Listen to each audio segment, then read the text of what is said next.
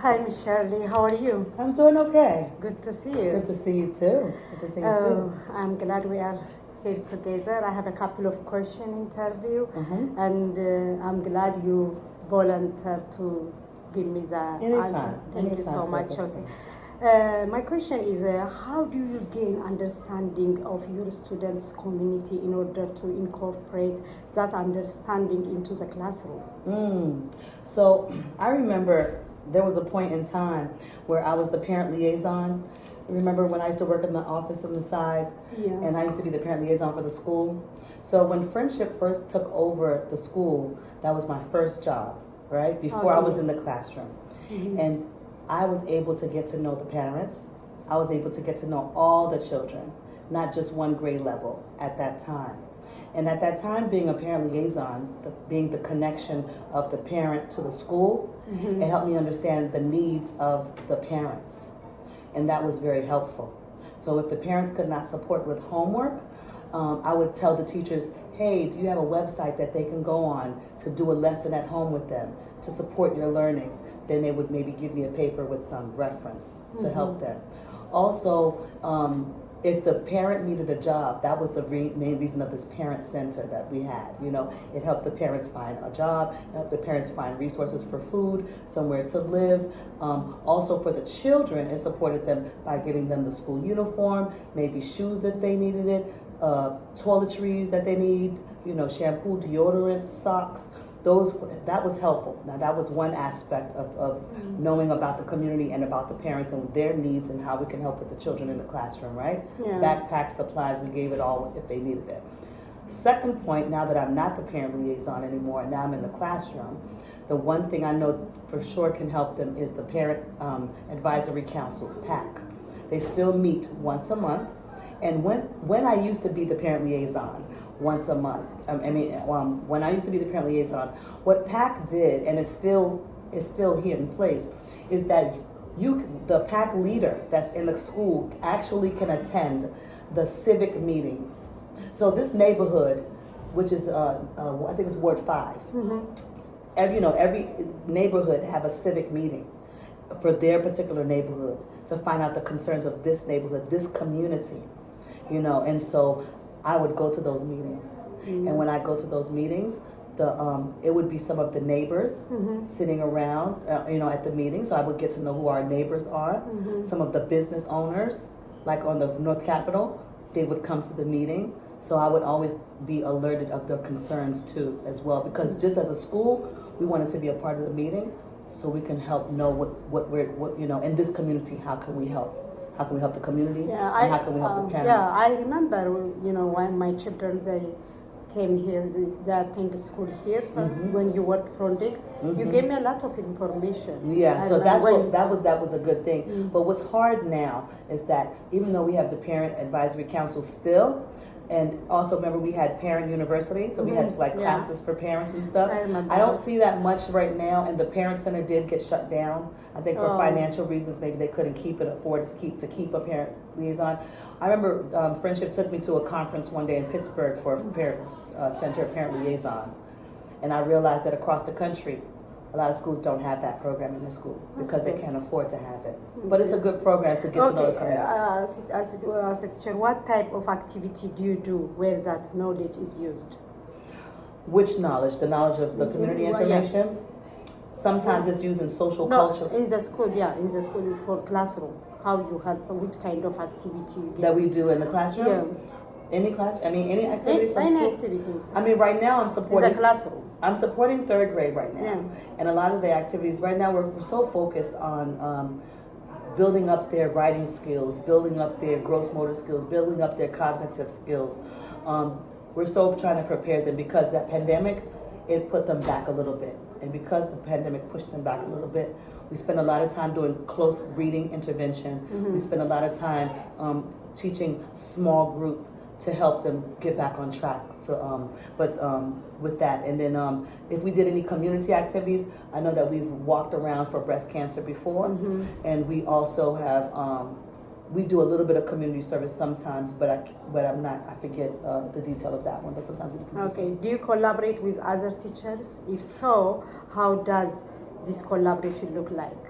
So for me, I am a co-teacher, and I do collaborate with teachers in the classroom. So right now I'm an accelerated teacher, and my main teacher is Miss Gillum. She's the lead teacher. And so when we collaborate, she'll say, I'm going to teach a small group right here. We parallel teach. So she'll teach a group here. The ones that are strong are in the middle of the class working on independent technology. And then I'm in the back with another group in the back working doing the same thing as she's doing. You help the other part. Yes, I help a small group. She helps a small group, and the ones that are strong are independently doing their ELA work. That's good. The other question is, how do you incorporate differentials and multiple intelligence to promote clarity and understand among your students? That co-teaching, that team teaching that we're doing. So when we're doing that team teaching, that parallel teaching, I actually have children that have lower skills. And so that helps, that I'm focusing on them. And she's focusing on another group as well. Like I said, the stronger ones are in the middle. But also now if it's like the whole group and now she's teaching and I am assisting, then I walk up to that student. And so I do have some lowers, and I actually have a dry erase board. And when we have our writing prompts in the morning, they can't write as fast as the other children. So I'll ask them, I sit with them. So, it could be like, my favorite thing I did this weekend was what? And I say what it was, and then they tell me, and I script for them. I write for them, and then they turn around and they write it in their book. And then so you follow up. Yes. So I watch how they write, and I watch if they're able to even look at a document and copy it. That's a skill, to be able to copy something. You have evidence. Yeah. So I always write up something for them. So it's okay to actually dictate and write for them. That's good. Yeah. How do you communicate to students what is expected to be mastered by the end of the learning period or objectives? Because we announce the objectives. We let them know from the beginning of the lesson, this is what we're trying to get you to know. This is what we're working on today.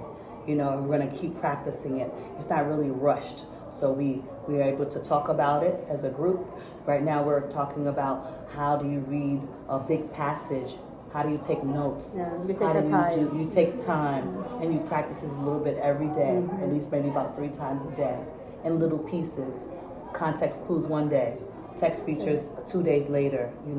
We try to keep incorporating it, and then after that, maybe when we feel like, do you know it? We might do a game, like Kahoot.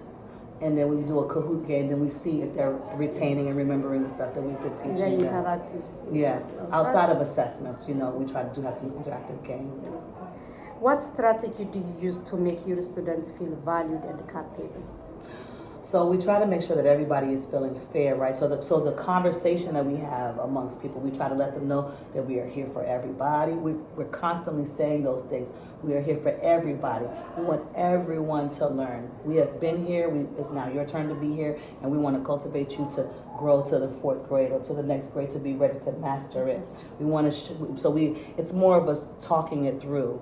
And also on every Friday, we actually have Fun Friday. And what Fun Friday is that we give a small certificate to 2 students that are showing core values, showing integrity, showing empathy, showing those kind of great things, trust. And so when we see those things in that particular child that week, it's week by week, we actually call their name and we go to the microphone and we say, hey, this week this child was challenged, but I saw them persevere and they did a good job, and I want to give such and such an award. And we clap them up and they go on the stage from kindergarten all the way up. And we do it every Friday to motivate them to know that even though you might have messed up, you praise them and we praise them. I saw you fix it. And that's why I'm praising you this week. That's good. So we really do that now. That's more encourage. It's very much a lot of encouragement. A lot of positive talking and not no negative talking. And the other children initiating. And they're clapping and then we dance together sometimes, and then we go back to class and then we get back on track. This is the last question. How do you promote clarity of helping a student understand for the value of learning? So we talk about it every day, Meseret. Every day we're talking about how valuable learning is and what the effects of learning in your life can become. I always remind them, Miss Shirley's at school at nighttime. I'm doing this now at this age, and I think that you should continue to do it now. I always tell them little stories. You know, the grade that you're in is a sensitive grade, but if you put true effort, you don't have to be A and super and better than everybody else and perfect. Just be the perfect you can be. You know what I mean? Put in as much effort as you can do to make yourself successful. We talk about what do you want to be when you grow up? You know, we talk about if you're having a hard time, ask for help. Say you're frustrated. I don't want you to hide your feelings. I want you to express your feelings so we can know how to manage it. Like I talk big conversation with these third graders because I am big about just making sure that they know how to manage their emotions on top of managing school and managing the parent expectation.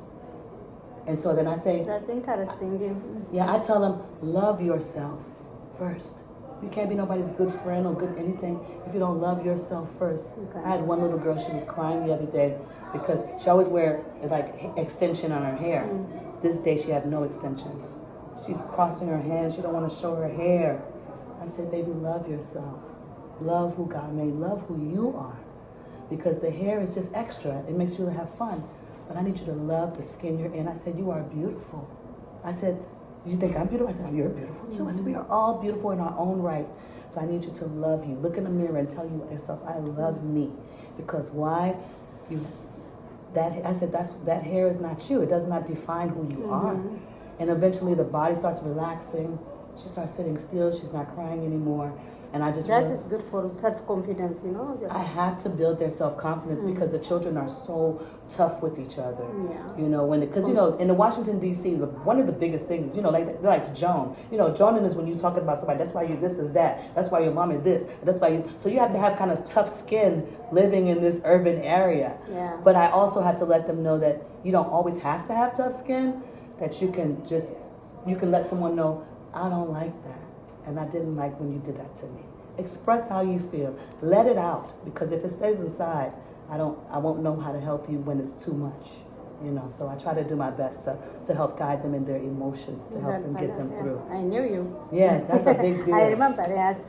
Yes. Thank you so much. You're welcome. Spending your time.